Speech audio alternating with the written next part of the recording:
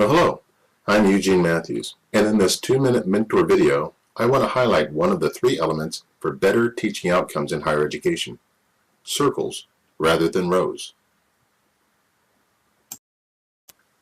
If you're like me, one of the challenges you face in your classroom is improving student engagement.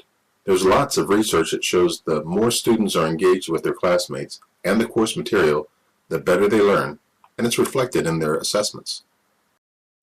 So how do you get your students engaged with one another and the course material?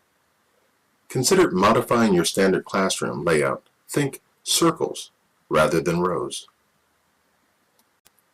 In a typical forward-facing classroom, whoever's in front becomes the sage on the stage, and usually that's you.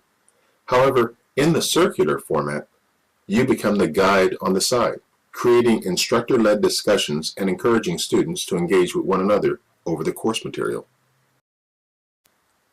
If adjusting the physical layout of your class is not feasible, consider creating 2, 3, or 4-person discussion groups where you provide the question and they discuss the answer and develop a solution response.